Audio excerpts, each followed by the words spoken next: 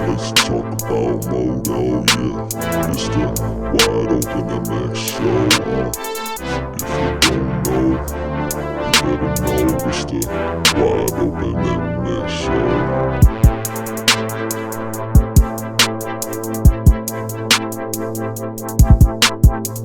Introducing the most dope show in the world. It's the Wide Open MX show. Hey, what's up, guys? It's Corbin from the Wide Open MX Show. We're back for episode 16. We just watched St. Louis this past weekend, and we got a lot of stuff to talk about St. Louis this week.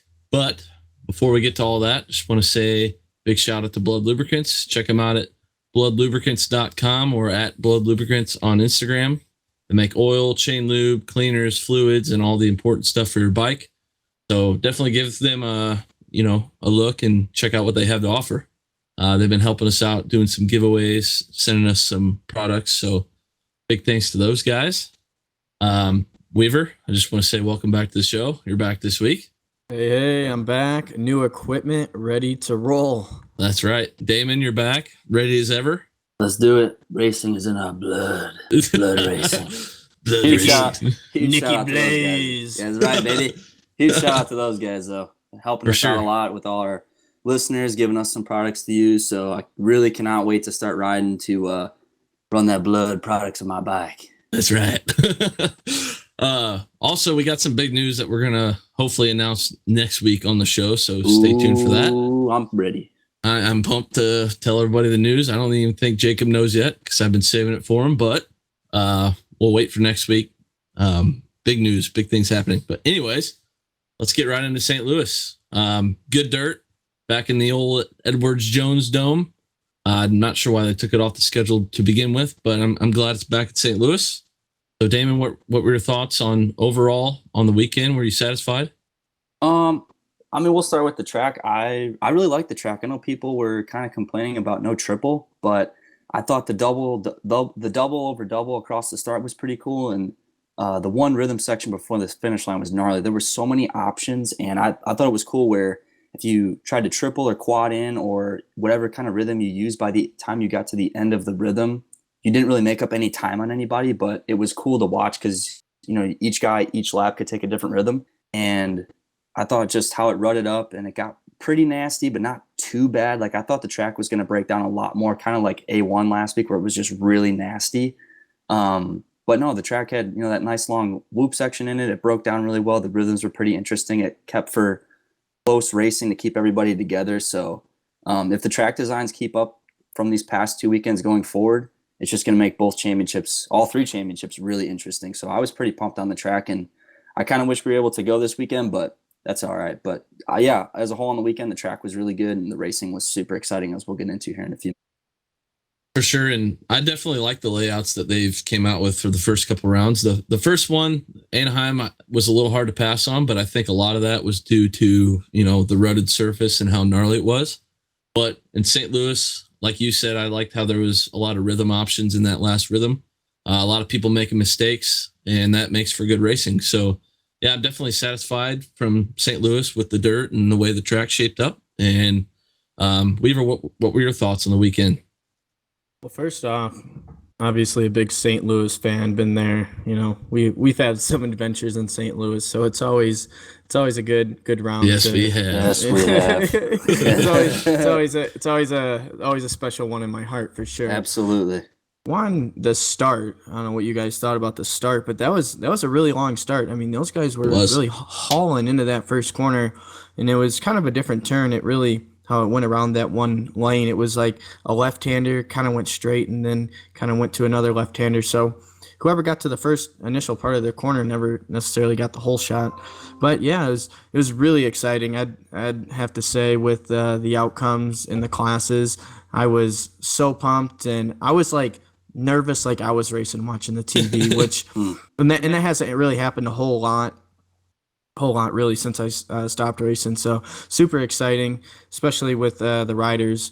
One thing I do want to throw out there is watching in the heat race when it was at quad over that table, I believe in that last rhythm section you guys were talking about.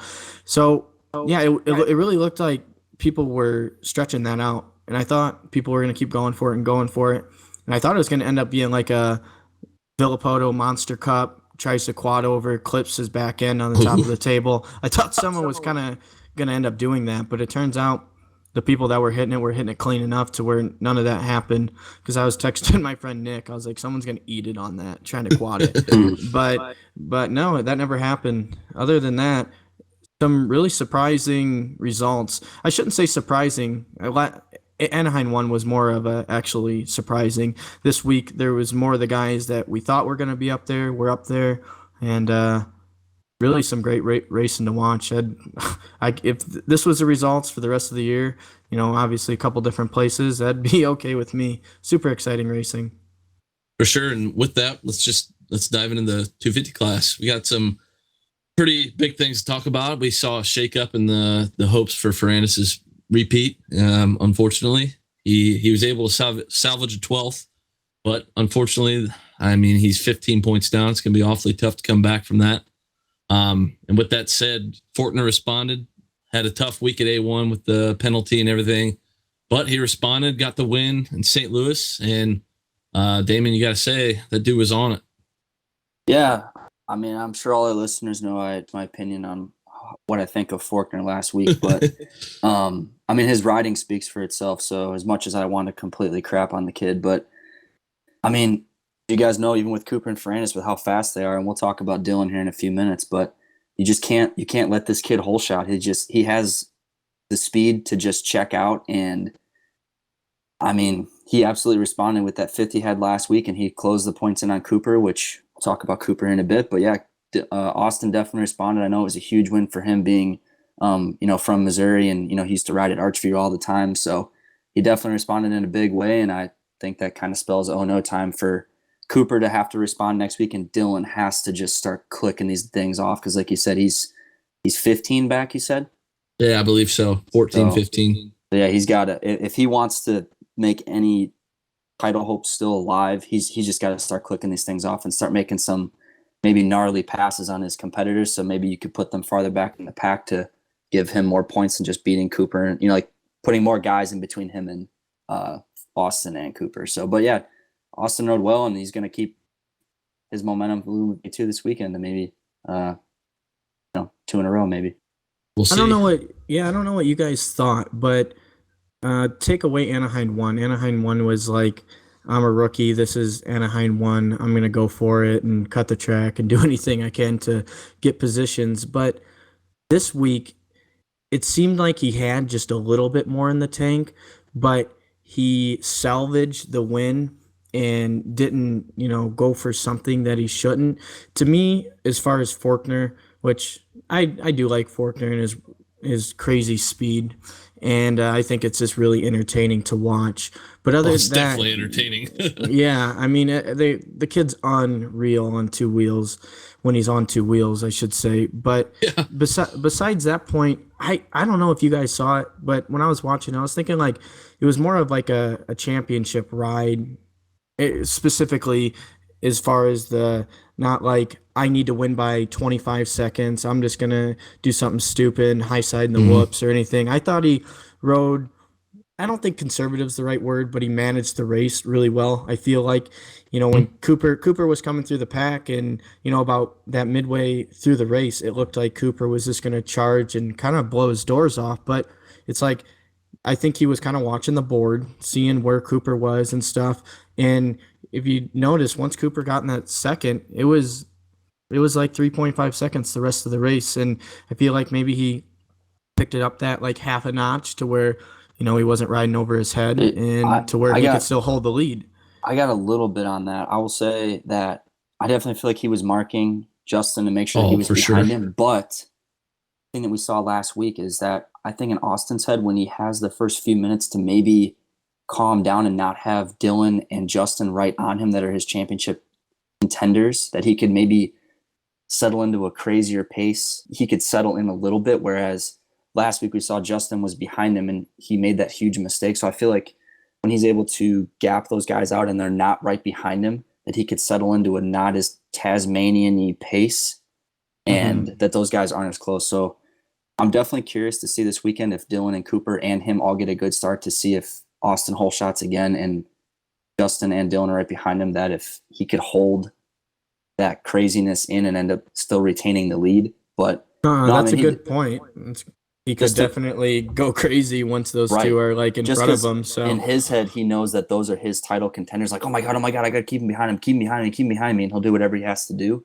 Whereas this weekend, he knew Dylan had a horrible start and crashed, and that Justin was coming, but he had already built that gap to him. So I guess we'll see this weekend if they could all start up front, which would make it super exciting for all of us.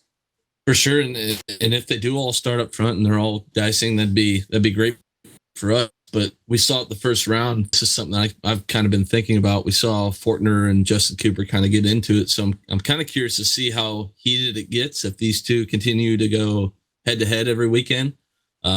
Especially with Ferrandis so far back, he's got to hang it out too. So it might get a little heated for the 250 West Championship. I could definitely see something going down, some exchanging some hits and things like that. But no, clean racing is good with me, but the occasional takeouts also pretty entertaining. But yeah, definitely Fortner did a fantastic job at managing the race and kept a good mark on Cooper and just did what he needed to do to ride it home. And like you guys said, we haven't seen that in previous years. So if he can, make that step, and that's a huge improvement for him, personally. So he might be dangerous, the rest of the year. We'll see, but he showed some good speed. But I think Cooper's the real deal this year, man. I don't think Fortner's going to just start clicking these things off week after week.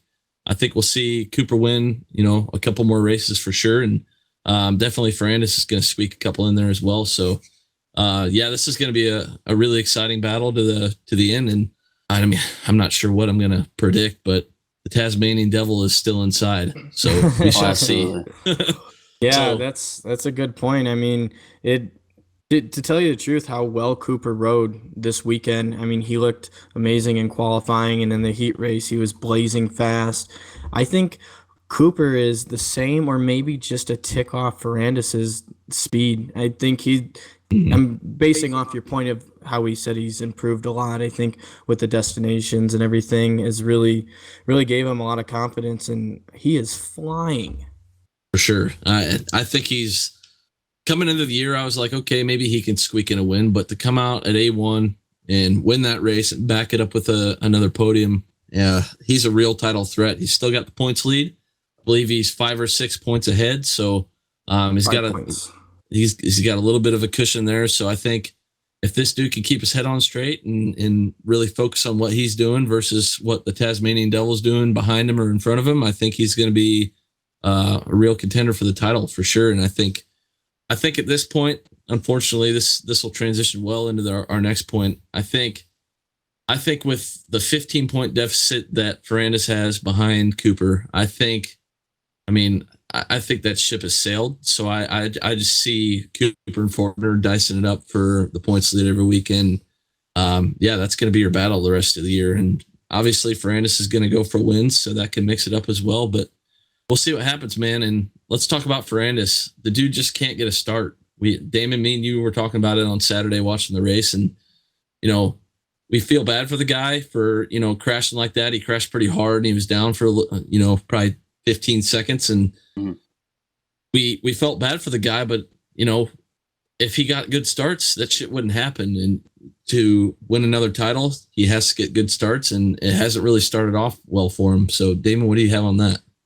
Yeah, absolutely. I mean, you cannot win a championship by starting 15th and putting yourself back there. Unfortunately, he was in the back of the pack, and we all know shit happens back there, and he ended up going down pretty hard. And probably was laying there. I thought, if something bad had really happened. But point one, for him to come from being lapped on the first lap back to 12th is pretty amazing in my book, because that track was gnarly and it separated people. But I mean, most of those guys were getting around pretty well, and the deficit as far as lap times from the top guy to maybe like a 15th place guy, I don't think was as big as what I thought it was going to be.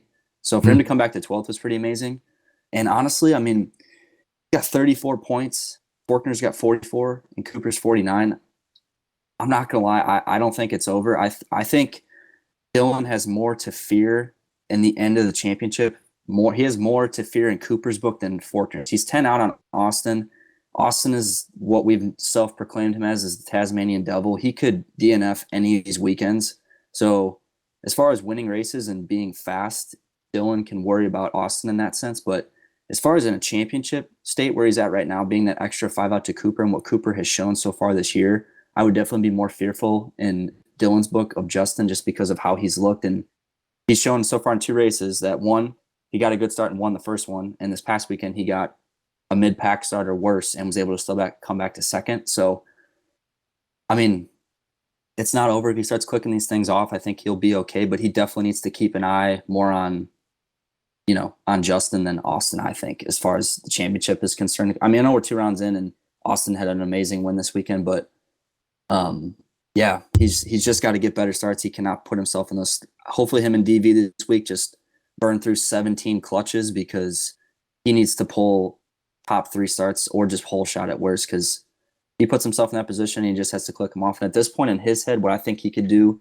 is keep the title completely out of his mind. Now he's that. In my mind, what I would do is just be like, you know what, man, I'm going to show up this week and just win.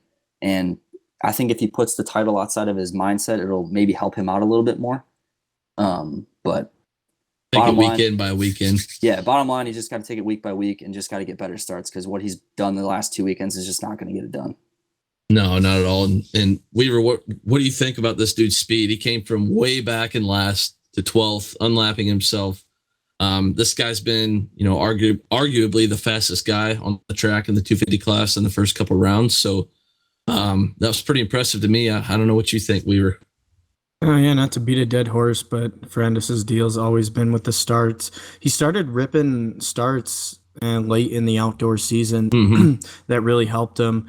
And I thought he was going to kind of carry that to Supercross, but for some reason that little part, I don't know if it's the transition out of the gate or catching that first shift or what it is, but something, or holding the gas, tick on longer. I'm not really sure where he's missing it in the starts. To tell you the truth, I'm unable to watch that closely. It seems like, just real side note, it seems like he cannot get out of the gate.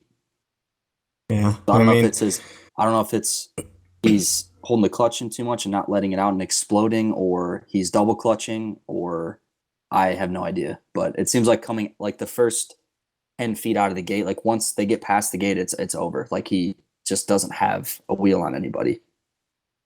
Yeah, and then that's something that I feel like you could work on, but he of anyone knows of all people that he needs to get better on the starts. You know what I mean? Like we could sit in here and beat him up, but he definitely knows that that's his flaw. And I kind of agree with Damon as far as I don't think he's out of it yet.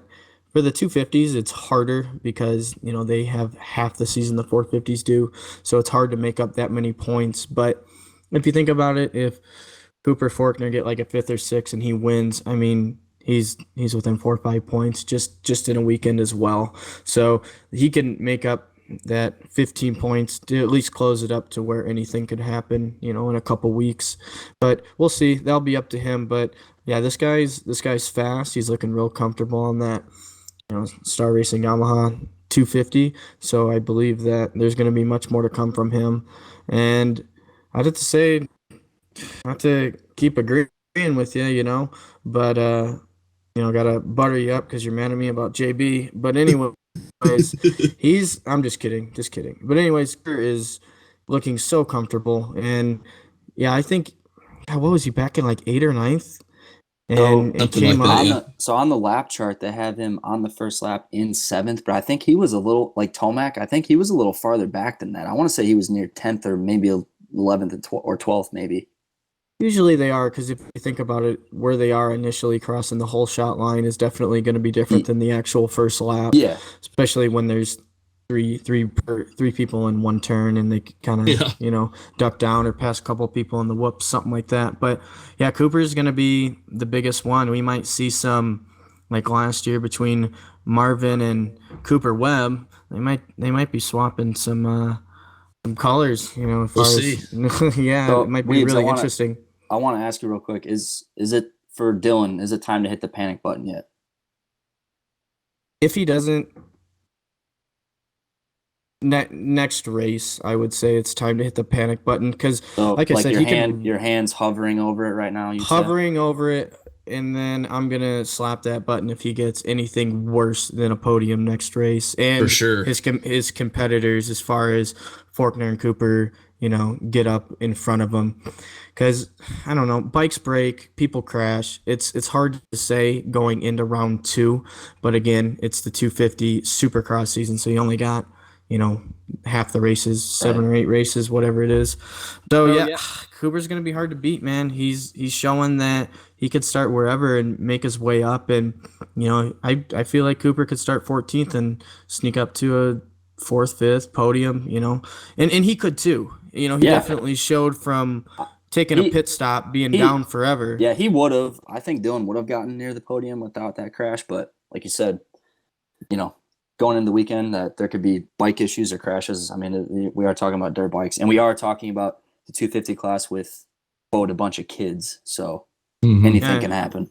I mean, look at the results in front of him. I mean, they're all over Costello, Drake, Brown, Oldenburg. I mean, he would have blazed by those people if he wasn't so far behind. Yeah. So, yeah, I think this class, it really has just a few separators. So if he could keep those guys in his sights and keep at least getting ahead of those, not time to hit the panic button yet, but if he gets like another 7th, man, we're talking game over. I'm going to say slap that puppy, slap that like this was his one race. All champions have one throwaway race, it seems like. 12th is usually kind of far back in that throwaway race. Normally a championship is like a 6th throwaway race. Right. But this is it. This is his total throwaway race, and he's got to be hitting more first and seconds the rest of it if he wants to win. For sure. His goal has got to be nothing but winning right now. I don't think the mentality of, I got to keep these guys behind me. That ain't going to cut it. You got to go. You got to go out and you got to win, and whatever else happens. He's got to come out the rest of the year and do exactly what he did in Las Vegas last year. The points were so close. All he had to go out, all he could do was go out and win. That was his only chance at the title. Yeah, not worry about Adam, just whole shot, win, and whatever happens behind you. And yeah, he did get lucky, but he did. It is dirt bikes. You got to be there, just like gotta be there to win. I know. Gotta be there to win. So, but I agree. I think he's got to take his mind off the title and just be like, look, I have the number 1 on my bike for a reason. I got to go into every weekend and just win the damn thing. Whole shot, win, and whatever happens to the 52 and the 32, that's on them. I'm here to win. Yeah, sure. I really like that as far as just one race at a time, as far as kind of what Damon's saying, because normally a championship, that number 1, I'm sure, is heavy holding on to. So you got the biggest target on your back out of anyone. But if he could go ahead and individualize each race as far as little stepping stone goals, and don't even look at the points, don't even worry about the last race of the year. If he could use these other races as stepping stones, I think that's going to help him the most. Definitely, and that has to be the goal. That's got to be the mentality. Fuck whatever else happens. I'm gonna go out, hanging out, do what I gotta do, and at the end of the day, if he goes out and gets 4 or 5 more wins, then he did what he could do, and that's it. Shit happens.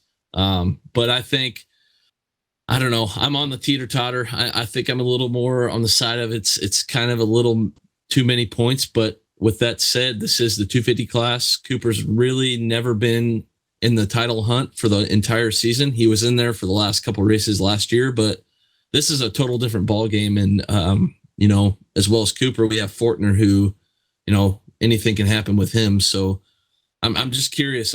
I hope this dude can come out and just make it exciting, make the points chase that much more exciting. And I think he's more than capable. I got to see it this weekend. I think my hand's a little closer to the button than yours guys' is. I think it's halfway pressed right now.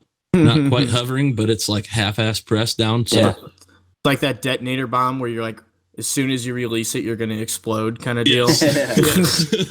So he's holding it down, but on the release of the button, that bitch is blowing up. So he is holding that bitch down tight right now. And I think he's capable of doing it, but it's a 250 class. It's Supercross. Shit can happen, and we'll see. So outside of the title guys, let's talk about some of the other guys behind him. Dude, Jet Lawrence looked fucking great. He kept Fortner within a couple seconds up until his mistake. He looked like he belonged up there, smooth, buttery. I was very impressed. So Damon, this kid is 16 years old, coming from Australia, never raced a Supercross in his life till just a little bit over a week ago. For him to come out second round of the year and hang with Faulkner for, I think it was over half the race. Yeah, it was. I'm pulling up right now. It was 9 of the 18 laps. Right. So half the race, and you got to be impressed. He's got to be happy. I know he had that podium in the bag. He was running the pace. He had it, but you can't be disappointed in the top 5. This kid's 16 years old. What are your thoughts on Lawrence? I'm a huge fan of this kid. It goes back to something Zach said a few shows ago when we were doing, I think, either the preview show or the show before the preview show. Sounds confusing, but roll with it. The kid just, I think in his mind, I mean, he's so young, but mentality, which I really do think he has, dude, he doesn't give a fuck. And it's awesome. And I think that plays in his favor because A1 last week, he admitted it kind of went how he thought, just, falls in qualifying. He had a few crashes in the main. I'm not sure how he ended up, but I think he's still 6th in points, so he couldn't end up too bad. But yeah, I mean, that was amazing. Not only was he in second, but I'm not shitting you. Like halfway through the main, like you said, you could see every time they would pan out on Austin, the red fender was right there, no less than 2.5 seconds out. So what was cool to see too is just he rides very Sexton Craig like, very smooth on the bike. Whereas, Austin's very, he just has the Tasmanian devil style. He's just all over the place and he could eat shit at any moment, where Jet's very in control. And it's just amazing. I mean, the kid's so young, and for him to have that speed already, I mean, all the boys at Geico got to be pumped on that ride because, oh yeah, like you said, he had that in the bag. And I can't believe when he posted the pictures after how fucked up his rear brake pedal was, like how Bennett got catching that tough block. So, I mean, I'm sure he's not super pumped on his finish. He's got to be pumped on that first half. I know last week, I think he got 9th or 10th. So to finish this weekend with a 5th with being in the mechanics area as long as he was, he definitely had that podium in the bag. But we didn't really give a ton of hype on him in the preview show, but I'm 100% wrong on this kid. If he's already coming out showing the speed that he can run with the title contenders halfway through a main, and he would have went longer if he wouldn't have had that rear brake pedal issue. Look for this kid to get a podium or 2 by the end of the year because let me just say it again. Flying. Let me just say it again. This kid is 16 years old. Yeah. 16. Unreal. You don't see a 16-year-old and come out and look that composed on a Supercross track. You just don't. The last time we've seen a 16-year-old kid like run up front this well, and I know it's not that level, but we're talking 259 days. I'm saying. I'm saying like that young, like 16. Right. To come fast. Out and run the pace. And yes, at the that 259 was way faster than all his competitors, but I'm saying like just that young of a kid to have the pace this quickly it's incredible. I'm super impressed. And the kid he's so calm, cool, and collected. You can't not like the kid. And I'm expecting bigger things now coming into these, especially coming into this weekend. I'm expecting huge things from him. Definitely. He's one of the guys that, if Faulkner, Cooper, Ferrandis get a bad start, it's not going to be easy to get around this kid. He'll be there. He just showed that he's got the speed. He's going to float, close to the top 5 the rest of the year, I think. We'll see some rookie mistakes like we did this past weekend, but this kid's going to be dangerous. If not this year, definitely, coming into next year, I would put him in contention for a lot more podiums next year. Yes. So we'll see how he develops this year, but yeah, I think he's the real deal. His own brother has said that this kid's faster than he is. So, we'll see what happens, man. But I think this dude's the real deal. He might be another Chad Reed. You never know.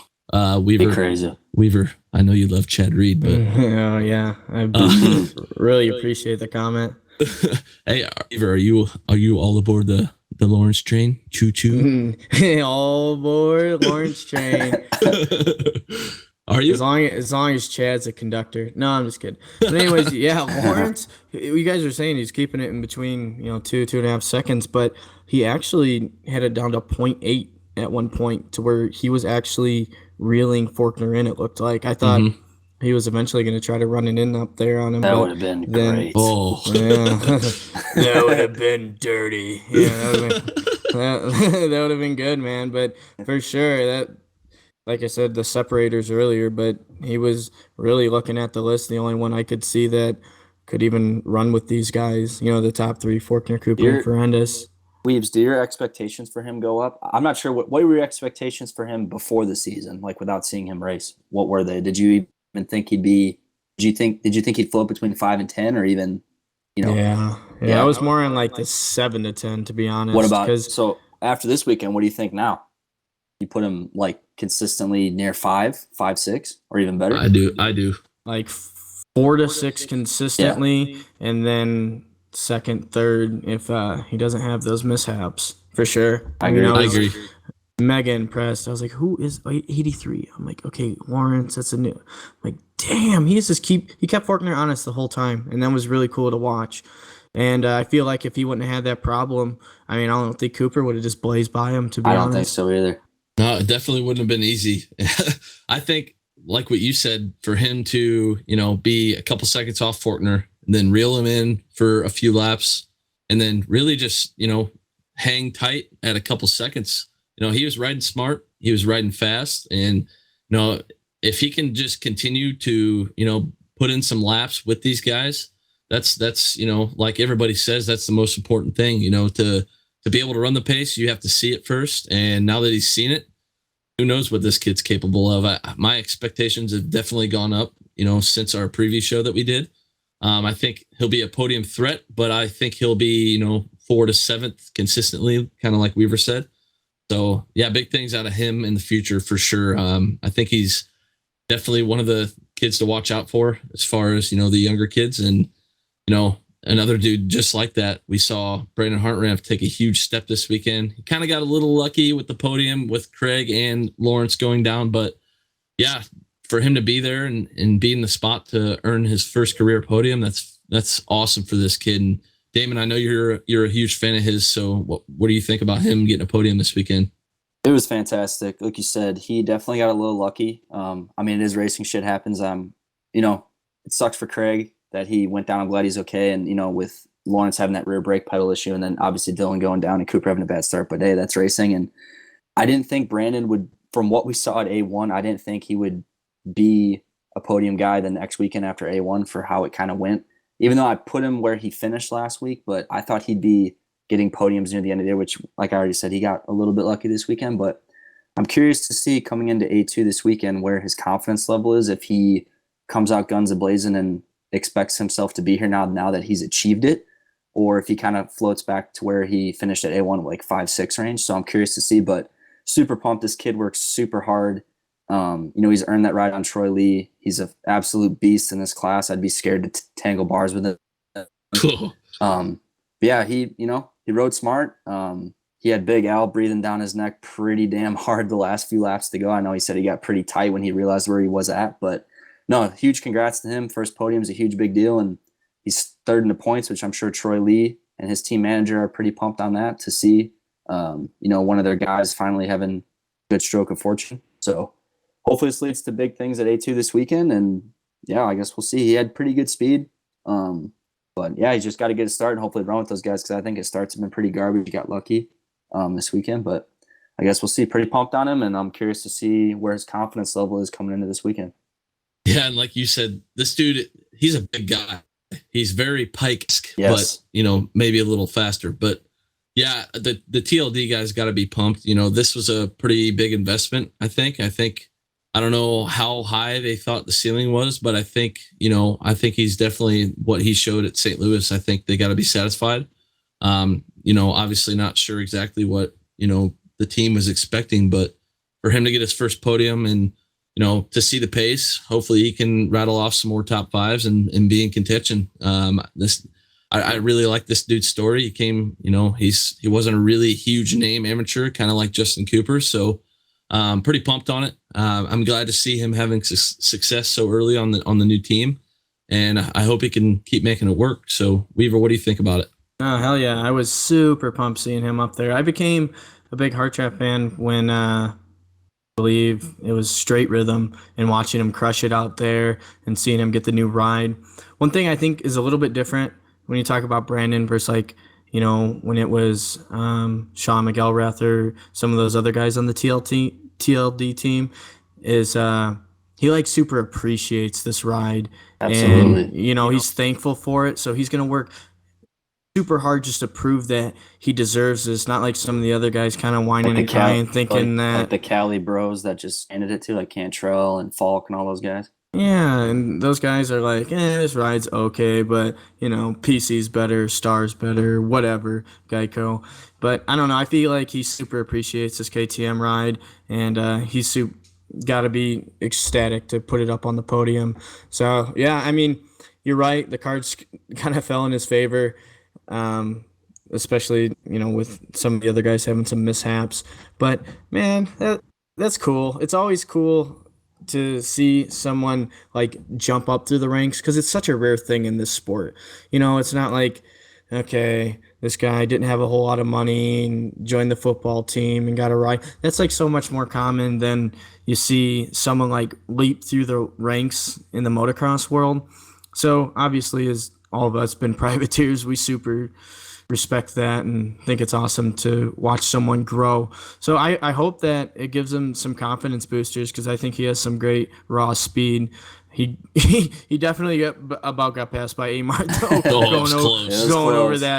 going over that tunnel jump. I mean, Amart was putting it in right there at the end. So I would have also been ecstatic if Amart got on the podium. But Hartraft, I think that's freaking awesome, man. He appreciates the KTM ride, and he's gonna try to put it up on there every week for him. What was funny for me was when when what's her name came up to like podium interview him this weekend, and he didn't even thank the team or anything. Like you could tell he was so excited, like he didn't know what to say, and he was just he's like, yeah, the ride was good, like whatever he was like talking about with the track, but like he never mentioned Troy Lee or KTM or anything. Dude, what's funny is that was pretty funny. I think when he was done talking, the camera was kind of zooming out from him. He was like, "Oh shit!" And he held up his Red Bull can. He was like pointing at his jersey. He pointed to his shirt. He's like, "Oh, I forgot something. He's like, I forgot something big." Yeah, but you can't blame the kid. No, he's never been in that spot. Interview like that, I'd be totally tongue tied. I'd be like, "Oh, dude, I'd be terrible." Thanks,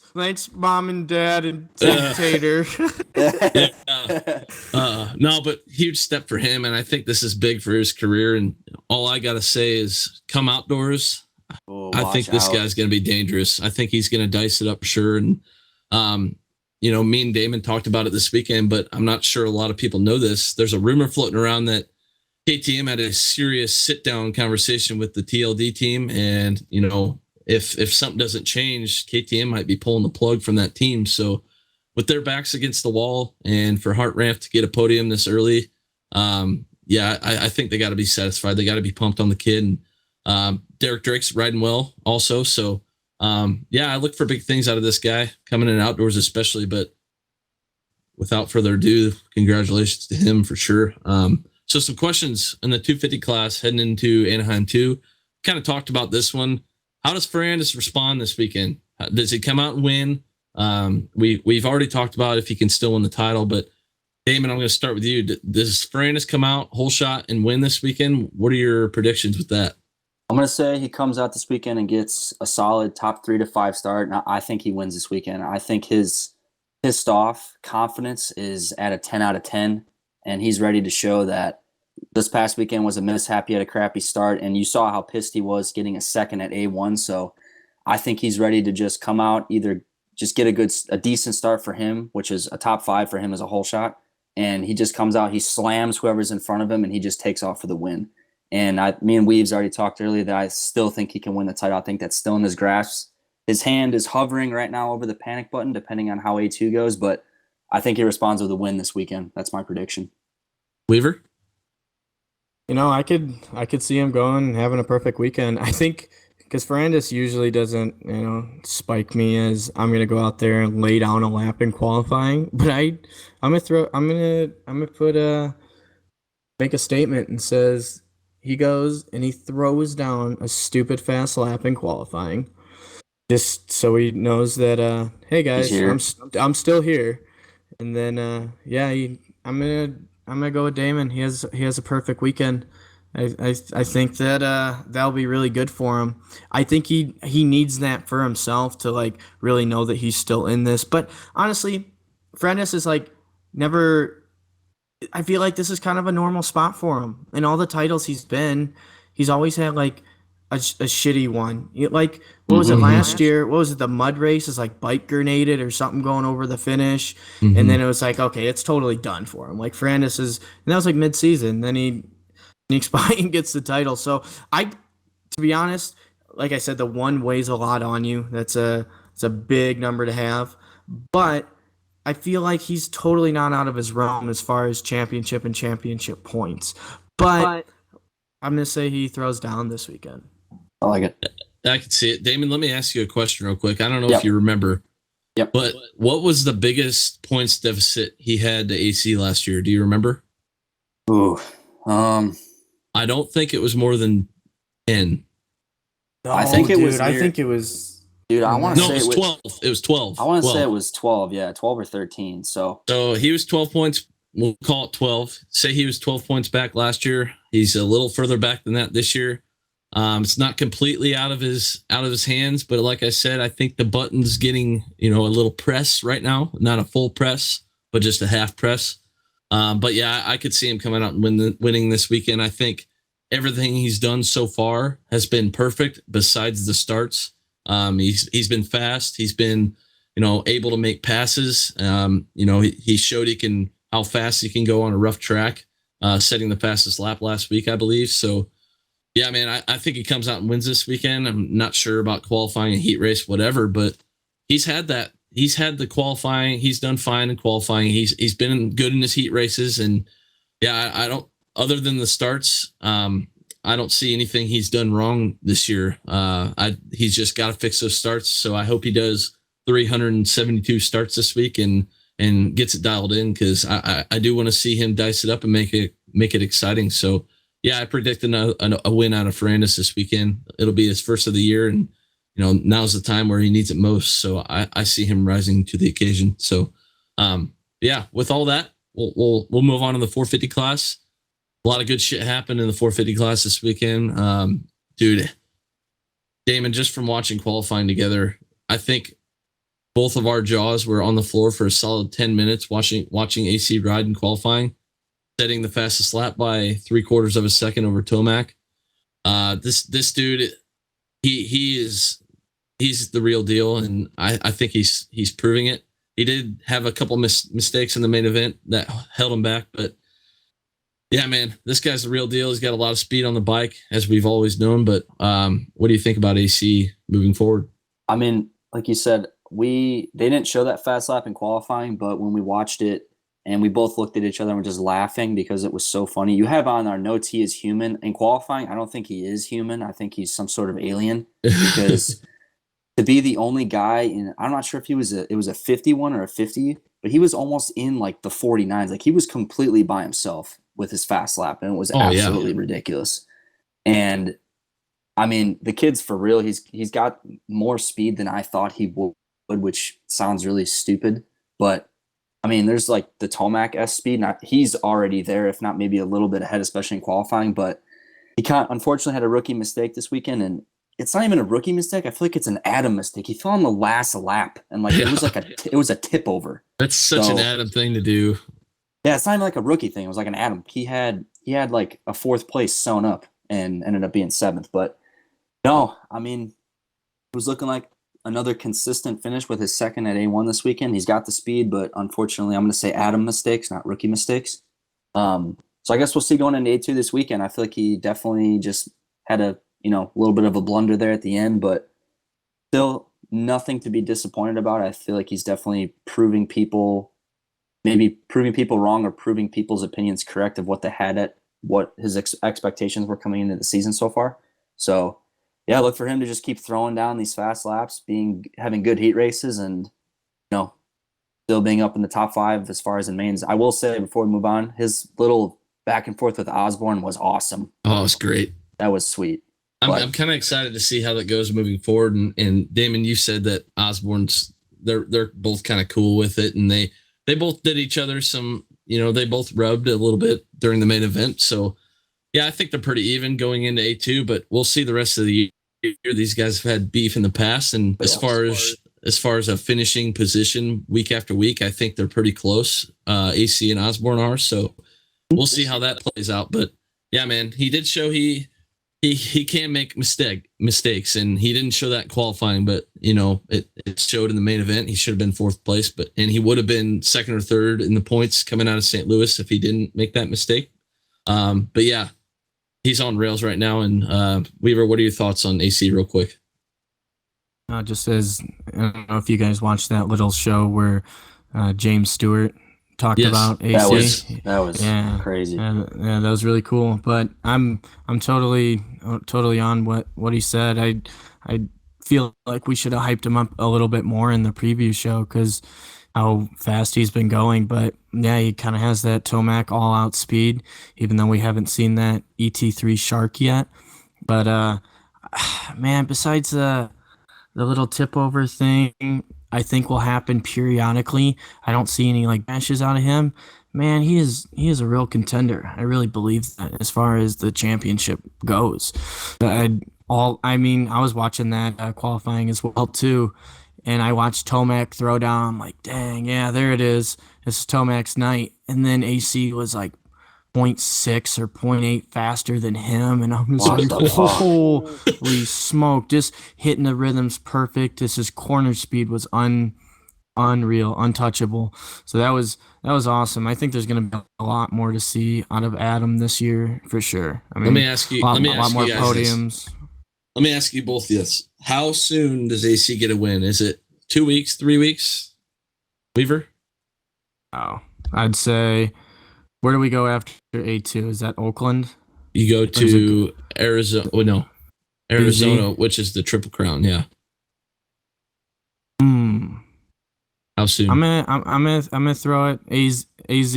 Arizona is when he's getting it done. Fair enough. Damon, what do you think?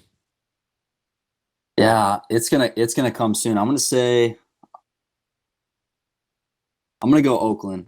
The Triple Crown scares me a little bit with Adam. I'm going to go Oakland, which is that's February 1st. That's fair. His first win, number 9. But yeah, it's coming. It's coming in the next few weeks because he's been absolutely ridiculous. I think a lot of people kind of wrote him off as a race winner, but I feel like we did a little bit. We did too. And we've heard Steve Mathis say numerous times that he doesn't. AC is one of his good rider buddies, and Mathis didn't think he was going to win a race this year, but I think after what he's shown the first couple of weeks, this dude's going to win a race this year. It's not if anymore. It's just a matter of when. So, I could see it happening within the next 3 weeks for sure. This dude's been unreal on the bike. Shows he's very comfortable and he can run the pace, obviously. So, yeah, definitely look for him to get a win here soon. And another guy that has been impressive the first couple of weeks is Justin Barcia, man. He's really showed that he's made, all the strides he's needed in the off season with all the bike testing that he did and, the amount of riding he did. It's obviously showing. And to get a second this week being sick is pretty impressive. And, he's still a points leader. So, Damon, you're a recent JB fan. Let me just say recent. You're right. You're right. What are your thoughts moving forward? Is he legit? Is he a legit title contender? Absolutely. I mean, after what he showed this weekend, no one knew how sick he was coming in, which if you watch the press conference, he looks like he's about to pass out. But he got a decent start and he knew where he was at physically. So he came in, he got aggressive with Osborne, and dude, for the second week in a row, and I might say this for 15 more rounds, that bike is so set up for him. It's not even funny. It settles in every rut. It goes wherever he wants. And it's just great to hear what I shared on last week's show is that Yamaha finally listened to the rider and just wanted to not make Barcia fit the bike, but the bike fit Barcia. And look what happened. He's the points leader. He's gotten first and second, and he's going to have the red plate for maybe a few more rounds if he keeps doing what he's doing. So Barcia's legit. Like you said, I'm a recent fan. He won me over after he got back on Yamaha and put on all that hard work a few years ago. And yeah, he's just been killing it, man. His demeanor is different than it used to be. He's more mature. He's coming in with a veteran look on the series. He's unfortunately never been in this position before. I feel like he would have kept this going a little bit more last year, but he actually got hurt at the third round. Barcia's been nothing but impressive so far this year, and I hope to see it continue because to have another guy in with Ando, Tomac, Roxon, to have another guy in there makes it all more exciting for us. And not love Bam Bam. So I'm pumped on, and hopefully he can continue into day 2 and forward. Go ahead, Weaver. I'll second that for sure. I've been super impressed with Bam Bam. This is definitely the best he's looked in years, man, since he's been on the Honda. I mean, really, that's a great point that you said with how the bike is really for him. I was totally bashing that team. I was not a ever big fan of that factory Yamaha team when it kind of came back out. And it was management. Like, they still have the same management, but I've heard behind the scenes there's higher up people that were switched out, and it was finally like, all right, let's listen to the guys. Like, the engineers made the bike.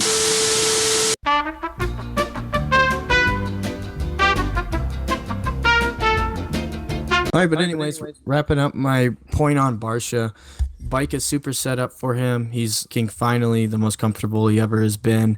So I hope now he doesn't have any lagging injuries or anything that happens throughout the season, and he could keep putting it up on the box, because he was definitely not a contender that we were or anyone was thinking going into this season. So it's great for Bam Bam to mix it up. A couple of years ago, I kind of wrote him off thinking that, he's just going to fall off the pace and eventually go be one of those that's factory. Mm-hmm. I'm privateer because I can't give it up anymore. I kind of thought he was going to fall into that phase, but he didn't. He's really proven people wrong. So, and Barcia's a pilot, so that's kind of cool too. That is pretty badass. I forgot about that. Yeah, he's always been kind of into the planes, but dude, could you guys imagine how good it's got to feel to put in all those laps and be able to put that bike wherever he wants? That to go through all the bullshit last year, fight the bike and finally just, get Yamaha to say, okay, let's do what you want, and put in all the work and come out the first couple of weeks and be first and second and just be able to put your bike wherever you want. That's got to be the best feeling in the entire world. Just, all that work is paying off right now. We're seeing it. We've seen it the first couple of weeks of the season. So, yeah, this dude's got to be on cloud 9 right now, and I think he carries it forward. I really do think he's a title threat. He's still got the red plate. He's got a little cushion over Roxon, and I think he's go for it. So I listened to the press conference, and I forgot to say this earlier. He said that with being as sick as he was this weekend, he felt even more comfortable this weekend than he did last weekend. Wow. How scary is that? That's pretty terrifying. And yeah, to be 6 points ahead of Ken Roxon and 10 ahead of Anderson and 14 points ahead of Tomac, he's got to be feeling pretty good about his chances. We'll talk about Webb here in just a second, but yeah, man, this guy's the real deal. I think this is, this could be his year. He could finally, rise to the occasion and be the Justin Barcia everybody thought he was going to be. And I'm pumped on it. Big Barcia fan. So we'll move on. Let's talk about Cooper Webb. This guy's got his hands full. This week didn't go well for him. He couldn't really make any passes and move forward. I think he wrapped up 12th on the night, 11th or 12th, I believe. Well, he's now 17 points back from Barcia. The 450 season's pretty long. He's got, we saw Tomac make up that many points before. So yeah, man, he's got his hands full. He's got to come out. He's got to do the same thing Ferrandis has to do. He's got to come out, start winning races, be on the box every weekend like he was last year. So Damon, what are your thoughts on Webb's chances moving forward?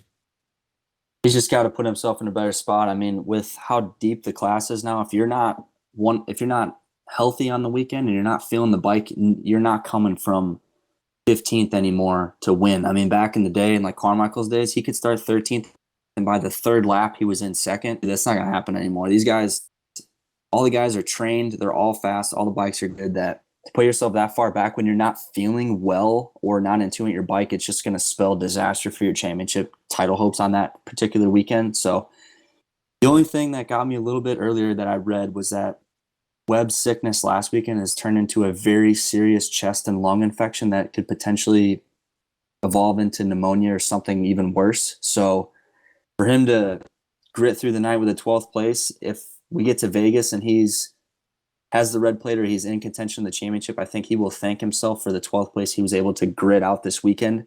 Obviously not great. He didn't put himself in a great spot starting 15th and only passing 2 or 3 guys.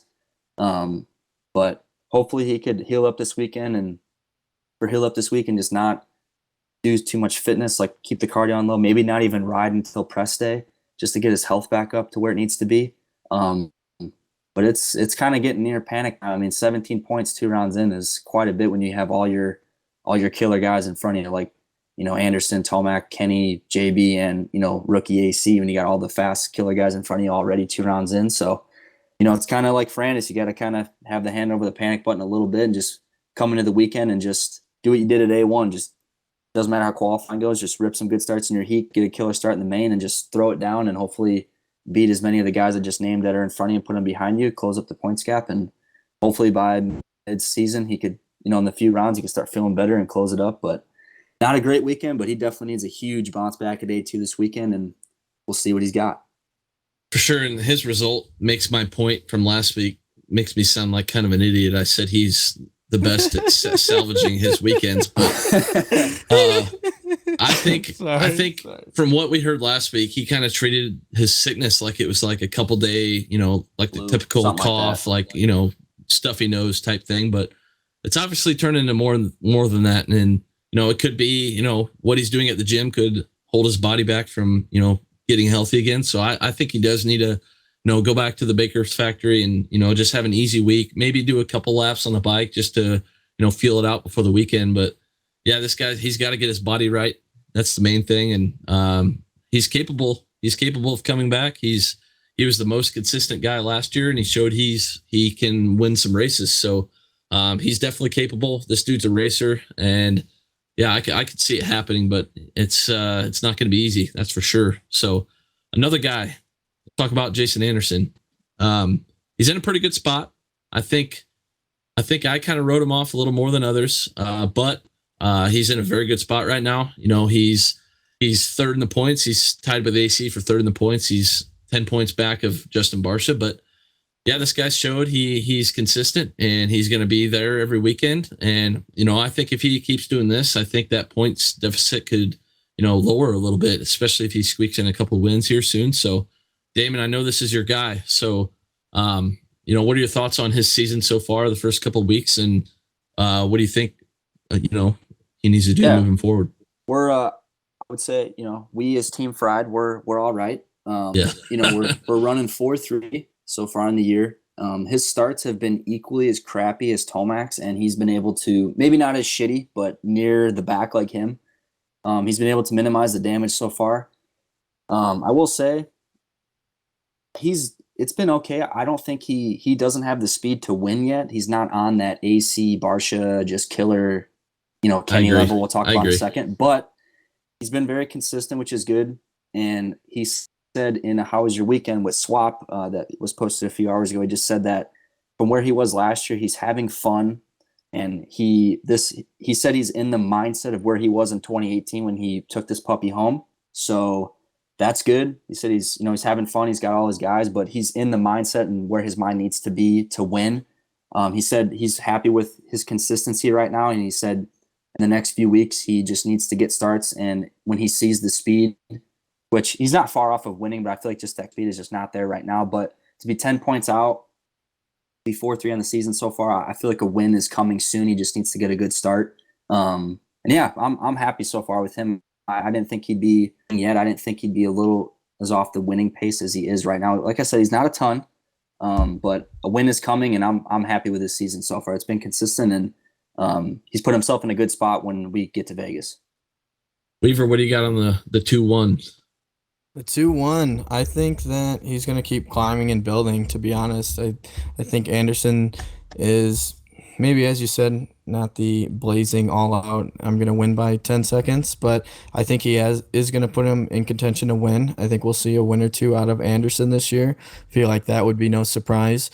And I think mostly he's going to be a good podium or maybe like a fourth type of ride for Anderson, which if he keeps doing that, I believe that he's going to put himself in good contentions at the end of the year, to be honest. I feel like Anderson's consistency, especially with the outdoor season he had, best ever in his career, I believe. Mm-hmm. And he's really been climbing ever since then. There's going to be some more out of Anderson. I really do think that he's the one that, besides Tomac, that hasn't really shined this year or out of the first 2 rounds as much as others. So yeah, I anticipate a win on Ando and consistent podium guy. Definitely not. He showed that his fitness is there, with his bad starts, to come through the pack and, salvage a fourth last week and a third this week. Yeah, his fitness is there. He shows he's having fun. And I think, those are the two keys for Anderson to be in a spot to really make a charge at the title. And I do think he's capable. I think he'll get a win or two for sure. And I'll agree with you, Weaver. He's going to float around the podium or fourth, fifth at worst on most weekends. So, yeah, this dude's I think he's got it together. I think he's might start a little slower than he wanted, but I think if I'm him, I'm okay with it. A fourth and a third, I'm cool with it. Let's just get to A2 and see what we got this weekend. And yeah, he's the type of guy that, he never really gets the hype that he deserves, I don't think. And I'm kind of one of those people this year, unfortunately.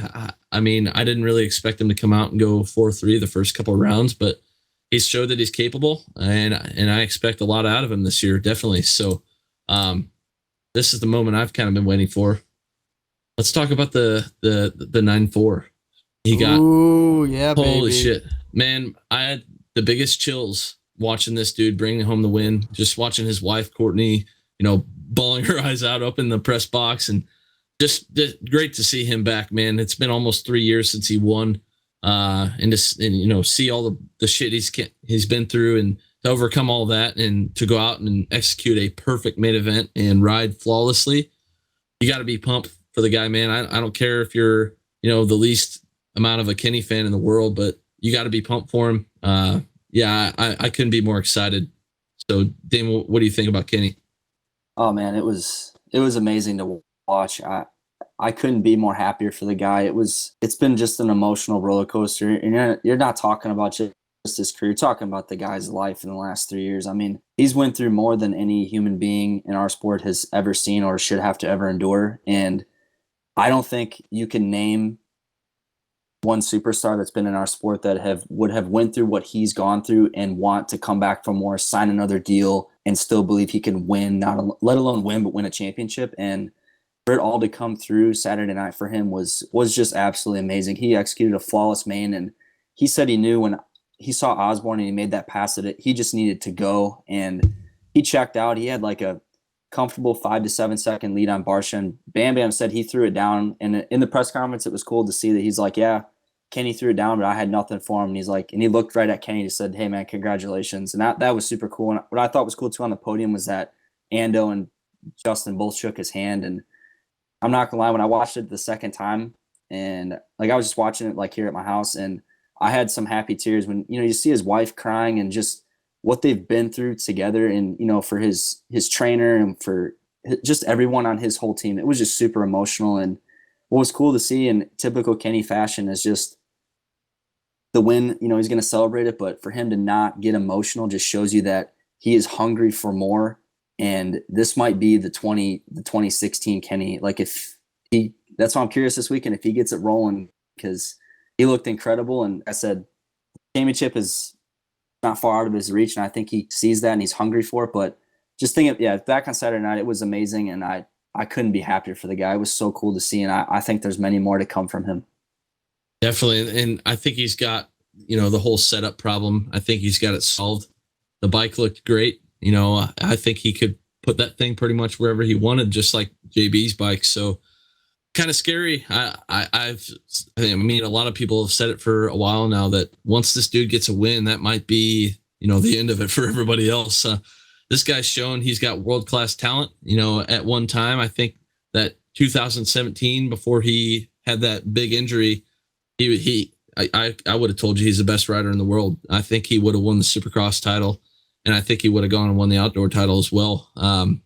So yeah, I couldn't be more pumped for the guy. So Weaver, what do you got?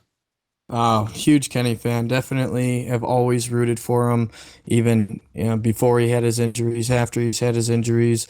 So yeah, I'm glad to take the mic on this one right now, because I've even of course didn't get a response, but I even sent him a message a couple of years ago just saying that, like, always rooting for him, and hope that he does well, and I know that he's eventually going to get back on top. So super cool to finally see him get that win. You look in the picture, the one picture he posted on Instagram, he still has 2 wrist braces on. I mean, Yeah. it's just gnarly. I mean, he had like 12 surgeries or so on his one arm after his crash in San Diego, and I mean, this is the first time. I mean, we've seen like little flashes of Fast Kenny back in like early 2017, late 2016. We've seen flashes of it, but this was the first time we've seen the full Kenny throughout, gate drop to checkered flag, and it was awesome. I mean, he got the lead up to 8.5 seconds at one point, which if you look at the live timing, I think he just finished under 5 seconds behind or ahead of Barsha. But I mean, he was just like totally chilling on that last lap, went real slow through the whoops, and I think he doubled that one quad in the Yeah. last rhythm section. So he was just chilling, making sure he got to the checkered flag safely, and just incredible win. But like you would think after everything he's endured to get there that he would have been like balling on the podium and stuff. But like he acted like it was another day, just 3 years after I crushed both my arms, just one. But hey, I'm ready. Let's like he was just ready for the next race to be tomorrow. You know what I mean? Like Right. he was just ready to go out there and do it again. So hopefully the A1 Kenny that we saw last weekend is all done, and hopefully there's a lot more of this Kenny to come because I think it's really going to be putting these guys in a hard place. So Definitely. yeah, I think what this weekend showed, I think it put all the worries about his fitness to the side.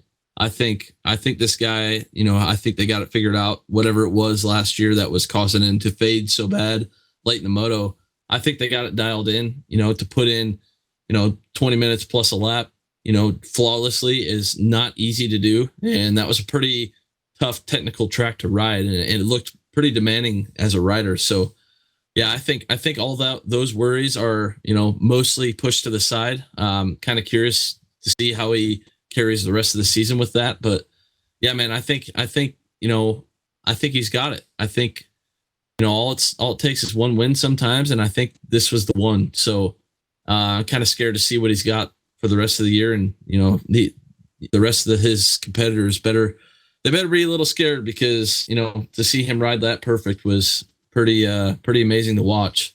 So let's move on from Kenny though. Let's talk about ET3. A lot of people bashing on him already. I think A1 was a little rough, but I think to come from I think he was 18th across the start in the main event in St. Louis to come back to 4th is pretty freaking impressive. And we saw Webb start that far back, and he can only come back to 12th. So to see Tomac charge all the way through the pack to a 4th, that's a very Tomac thing to do, but he needs more than that. He needs starts, he needs podiums, he needs wins.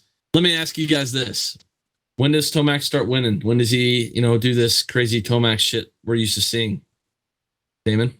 This weekend. Think so?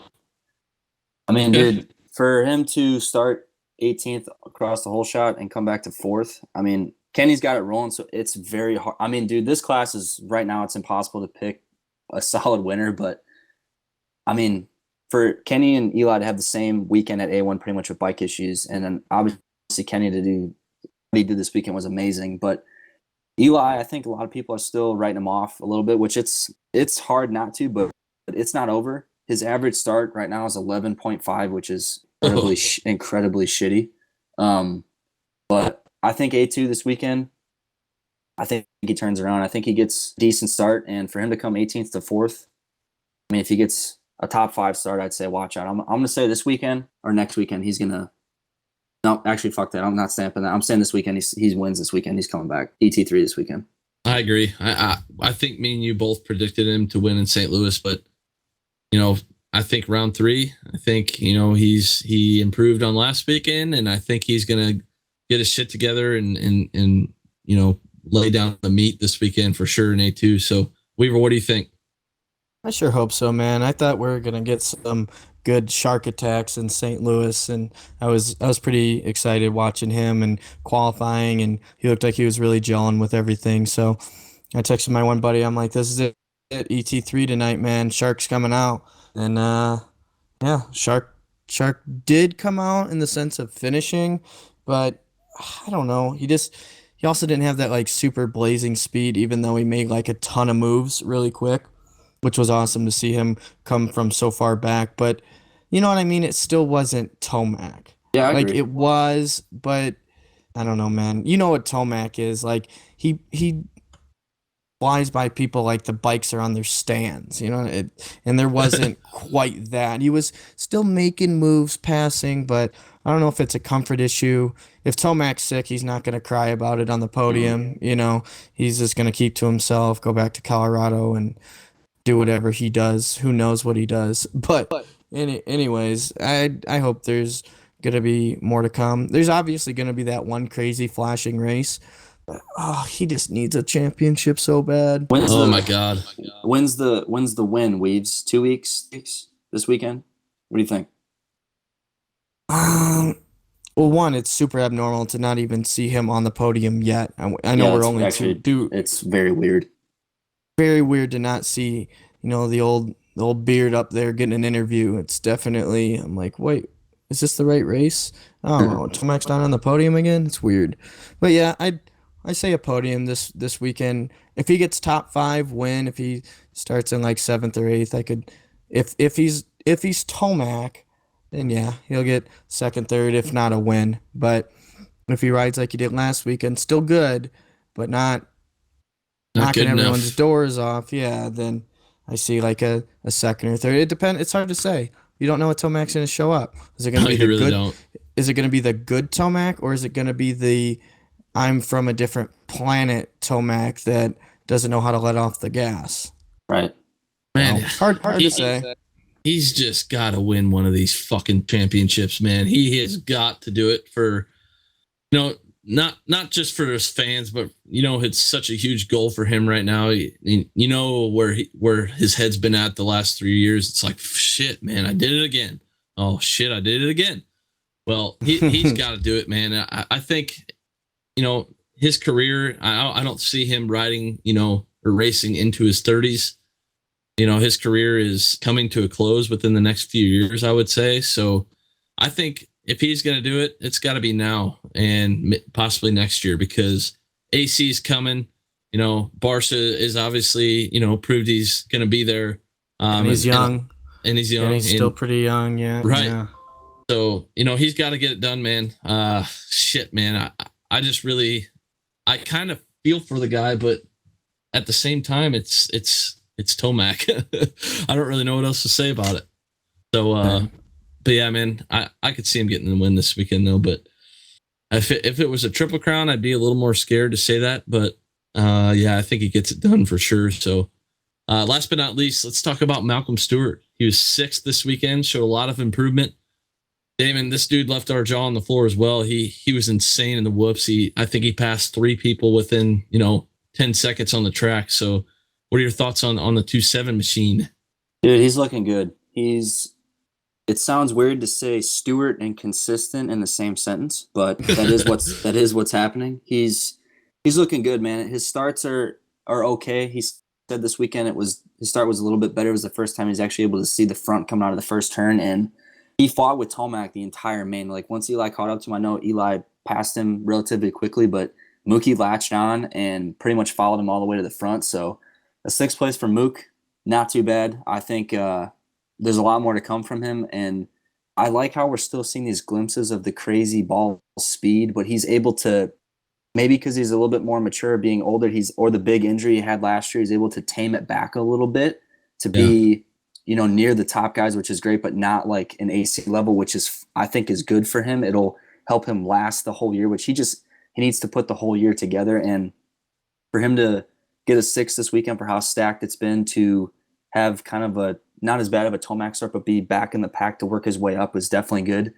And I'm reading the stat here. He was the only, it sounds weird, but he's the only non-factory supported rider that was in the top 10 this weekend. So pretty good. I think, I think the A2 this weekend, we're going to see, a 6th or, around, he'll hover on there for a while. And I think once he finally gets that whole shot or really good start on a track he's gelling on, watch out for the 2.7, because he could throw it on speed like any other. And if there's a track with a back-to-back big whoop section, watch the fuck out.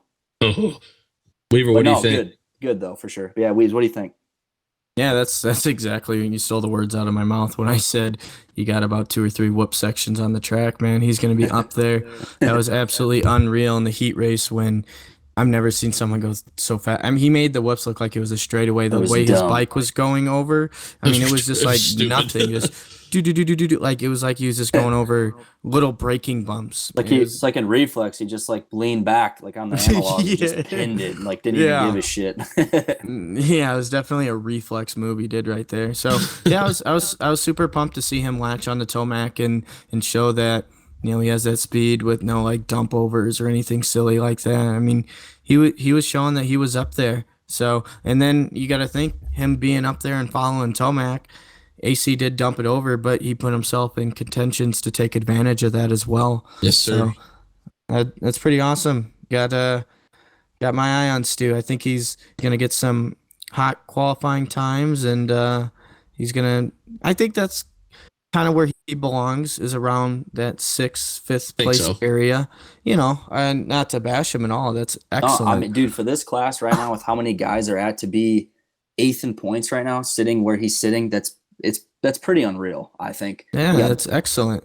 You know what? What's cool he's still beaten. Right, and you know what's cool is I watched the Big James interview after A1 that swapped it, and he was acting like Malcolm was going to try to ride outdoors. He said he's trying to get a ride for outdoors. So wow, that'd be great. That'd be huge for him, man. I think if he can put in a good year this year, and maybe get on a different bike or whatever for outdoors and have a solid outdoor season, we might see this guy on a full-fledged factory team next year. I was just going to say, he puts these consistent finishes all year, hovering between 5 to 10, and puts him high up in the point standings, and then he decides to run outdoors. Dude, I'm saying he does that, he will be on a factory team. I think so too. I think he'll fit in anywhere from 4th to 8th most weekends, but I think the ceiling is higher. I think the potential is there to, get a podium, and, maybe on the right weekend, you never know. This dude can squeak in a win. I think he's got that much speed. He was my guy coming into the year for sure. I think he was my sleeper pick for the year. So yeah, definitely look for, a solid, top 5 year for him. I think that's his goal. He should just try to be there every weekend, try to run with these guys, find that pace. He's still a little younger, so I think he's got time to grow. So yeah, I hope for big things out of the 2.7, and we might see him outdoors and on a full-fledged factory team next year. That'd be cool. So let's talk about something. I it's not on our notes, but I kind of wanted to bring this up. I know Damon and I talked about it while he's at my house, but dude, Justin Bogle, man, what's going on? He 15th at A1, and I think he was 16th at St. Louis. Like what the hell's going on, man? 15th again, yeah. Oh, was it 15th again? Dude, you got to be better than that. You're on a factory supported team. You beat out Benny Bloss for the ride, and you're going to come out and get a pair of 15ths to start the year. Yeah, not really sure good. What's going on with that. That's not good. Damon, what do you think? What do you think's going on over there? Dude, I honestly don't know. Like, he said in his post-race interview with Swap that he had that big heat race get off because he hole shot it and like crashed and like really bent the bike up. And then he said that on the hot lap, he noticed that they didn't change all the parts out on the bike, and they left some stuff that they should have changed, and the bike was a little tweaked. And I know the track's gnarly, and it's coming from a local A rider that doesn't know shit. But I mean, dude, you gotta ride it. You gotta ride that thing, man. You do. And you have to. I mean, I'm sure the bike was tweaked, and hey, that track was terrifying.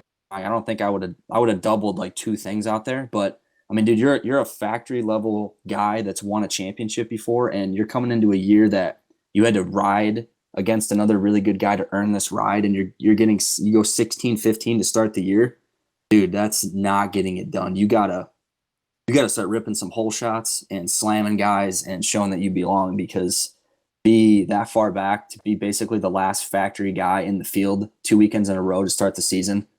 Dude, that is not good at all. So he's got to I don't know if he's got to switch some stuff out during the week with hammering out some faster motos, throwing in some hot laps, or throwing some whips, some turn downs, Granny Smith apples. I don't know. But he's got to figure it out, dude. I don't know I don't think he's hurt. So I don't think that I don't know, man. I honestly don't know. He's just got to figure it out. It's hard not to want to see him do good because he's such a good dude, but man, he's been on that bike for a little while now, so you'd think he'd have somewhat of a solid setup dialed in, and maybe he's just not gelling. Maybe something behind the scenes is going on. Who knows? But yeah, definitely not what he wants, and definitely not what the team wants to trust in this guy and give him the ride over Bloss. And I'm not sure how much better Bloss would have been if he had gotten that ride, but yeah, man, he's got to be better. He's got to improve. And, I think last year he showed some flashes of brilliance in Supercross. He battled Tomac in the one heat race, I think at MetLife, and they were going at it. He looked into outdoors. So I don't know, maybe it's just going to take a little bit of time with him, but he had no big injury as far as I know of in the off season. So it's weird to see this slow of a start for a guy that's not on a new team or isn't coming in with a big injury, Right. Yeah. I'm not really sure. Maybe he needs to take a step back from the rap career for a while and focus on his motos during the week. But maybe. No, I hope he gets it going. I really like Bogle. I've always been a pretty big fan of his. So I hope he gets on the right track. I think he belongs in the top 10 every weekend, and we're not seeing that so far. But with that said, there's a lot of guys we say belong in the top 10 that, there's just not that much room. Right. This class is so stacked right now, but yeah, he's got to be better. Not sure what it is, but to end off the show, let me ask you guys a couple questions just real quick. How does Webb respond? He salvaged a weekend at A1 with a third. He was sick, and it appeared that he was, I don't know if he was worse or about the same this week as far as sickness goes, but he really struggled to get through the pack. So Damon, how does he respond this weekend at Anaheim 2? It hurts me to say this, but I'm going to say for how bad this weekend was for him with being sick, if he's still sick or if he's getting better, I'm going to say for him, for where he's at, I'm going to say top 5, like 4th or 5th. I think there's too many other guys that are building right now to fit him in the top 3, which obviously he proved all of us wrong at A1, but just where he was and how many guys are building right now, I'm going to say 5th this weekend for the number 1. Weaver? Well, see, I never got a chance to throw my opinion in about Webb earlier, but what I was going to say about Webb is that this is his throwaway race. I mean, he can't really have another one. Too many fast guys. There is way too many fast guys to have any throwaway race, let alone round 2. I mean, that puts a ton of pressure on him. I know he likes the pressure, stuff like that, but that's bad. 12th is not good. And looking back at the stats, normally, what was his worst finish last year? Like 5th. 5th? 5th at A1. I thought it was 6. Okay, 5th. So 5th was his worst race of the year, and 12th. 12th is a lot worse than 5th. So the only thing I could say for Webb is if this cold or chest infection, kind of whatever it is, if it doesn't allow him to race this good, I'm afraid that it might get bad enough to where he misses a round. To be honest, you know what I mean. Pneumonia on their program. I 100% agree with you. You could see a press release that just says, "Yep, number 1's out for the weekend." Yeah, and I honestly wouldn't be surprised if that happened. But if he could get an infection, man, an infection's not something that goes away overnight. It's not like a headache and you take ibuprofen, you know what I mean? Yeah. That's like 5-6 days of antibiotics, and that's kind of the best case. And, you get weak and stuff. Anyways, I just threw that in about Webb because I never got a chance earlier. But no, I like your little thing too, because the infection thing you're saying, and now I'm thinking about lung and chest. I don't know about you guys, but it's a little hard to breathe when your heart rate's over 180 to 200 minutes with the best guys in the world on a high pressure track, and you're the champ.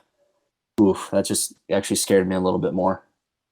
Yeah. So if it is really what they're saying, that it's this infection, man, I'm sure that he's got the best care and proper treatment that he could be on. But if this isn't manageable by today or tomorrow, man, he's gonna get maybe like fifth at best, more probably a seventh or eighth. Yeah. Yeah, I could see Gordon, that. what do you think? What do you think? I see him. We keep saying how much of a racer he is. I think he finds a way to get a top 5 this weekend, and to see him not finish outside the top 5 last year is pretty crazy. And I think he's still capable of that. But I just got to see. I got to see him riding during the week before I can put him on the podium again. Until then, he won't be on the podium. I don't think. It's too hard to go, week to week, race to race. Maybe riding one day through the week. All the traveling. That's not good for recovery. I could tell you that much. Being a pilot myself, it takes a lot. If you have a headache in the morning, man, usually drink some water, whatever. It's good, but at the altitude, man, and all the traveling, it takes a toll on your body. So it's hard to heal when they're going to St. Louis, to Anaheim, to Arizona, back to California. And then with all the travel, you got other people that are sick too, and you're not in you're around all other people that you don't really know, especially at airports and stuff. That you got other people, especially you got all these flus and other coughs that are going around. So your immune system's already weak from all that stuff, and you're trying to recover. Oh, yeah, it's not like he's in his living room, just chilling with his feet kicked up. Right. If he's sick, it's like, well, I still have a 4.5 hour flight back to California today. Right. So that's just my 2 cents on it. But other than that, if it's just the Cooper Webb shows up, podiums all day. I just threw those in as other factors, we didn't really think about. For sure. I like that, though. Yeah, I like it. I think I don't like it, but I like it. That's what I meant. But if I see him, putting in some motos a couple days through the week, I think he'll be back on the podium. But until then, he'll float around the top 5. It's just, you never know how much more sick he's going to get, or you never know how quick he's going to heal. So we'll see coming into the weekend. But yeah, as far as I'm concerned, I think this weekend he comes back and, finds a way to get in the top 5. I think that's the ceiling right now with, his health. But one more question before we wrap this bitch up. Does Kenny keep winning? Does he just start clicking these things off, Damon? Yeah, I think so. I'm like I already said, I think the shark is coming to play. I think there's blood in the water this weekend. But I definitely think Kenny is going to be a top 3 at maybe worst in these next few rounds, because what he showed this weekend with his starts, if he keeps pulling those, Tomac does the old 12th placers. He definitely can keep it on a roll. So it's so hard to judge right now. But I think the Shark gets it done this weekend. But I think Kenny is second or third at worst this weekend. I don't know if he backs up the win from last weekend. I know it sounds really shitty to say, but just watch out for the 3 this weekend. But Kenny will keep winning. I think after this weekend, he's gonna start putting a few more wins in his bag on the season for sure, and be a legit threat, if not carrying the red plate going into Vegas. Weaver? Cool. Yeah, I kind of second that, to be honest. I don't want to say Kenny's gonna win, because then I'll jinx it, because I really want him to. It's like 3 laps to go, and my girlfriend just walked into the room, which she was in the other room the whole moto. I'm like, no, go back out there. You're gonna jinx it. You're gonna jinx it. He's gonna fall now that you walked in. So I'd really like Kenny to keep on winning. It's just hard for me right now, because 2 weekends we've seen 2 Kennys. Granted, whatever the circumstances was, we seen a 6th place Kenny, and I just waxed the field, 1st place Kenny. So I think he's pumped. I think Kenny strives on a lot of energy, and he's got a lot of that good emotions going into this weekend. So yeah, I see Kenny for sure on the box, possibly a classic ET3 KR94 battle for the lead. Ooh, I would love that. I'm calling it. I would love that. I like that. I like it. I could see it for sure. I hope that's what happens. I hope, one of these weekends, everybody's got to show up and be ready to go. It's bound to happen at least one of the weekends out of the year where everyone's on their game. So we'll see, man. I do see him getting a couple more wins, but I got to say this. I got to agree with Damon. The Shark's going to come to play this weekend. I think he gets it done, and you never know. Tomac could go win 3-4 races in a row. You just never know. I'm done trying to figure it out. So yeah, whatever. Let the racing do the talking, man. Yeah, we just debrief it. Yeah, exactly. So I think with that said, unless you guys got anything else, I think that's a wrap on episode 16. Thanks to everybody for listening. Just one more shout out to Blood Lubricants. They've been really helping us out with some giveaways and things like that. So if you guys want a chance to win some free shit, go check them out, and they'll continue, our little partnership we got going on. So go check them out. It's bludlubricants.com or at Blood Lubricants on Instagram. They got all the important stuff for your bike, and they help out a lot of the privateer efforts out there. So they're doing a lot of good things for the sport. And yeah, thanks for listening. Thanks for checking out those guys in advance. And thanks to you boys for coming on for episode 16. And we'll be back next week. Good to be back, boys. Good to be back. Yes, sir. Yeah. All right. With that said, we're out of here. Peace.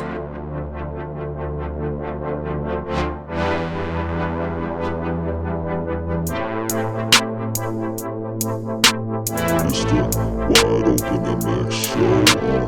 If you don't know, you better know. It's the Wide Open MX show. Big battle. If you don't, you better start to holler. It's the most dope show in the world. It's the Wide Open MX show.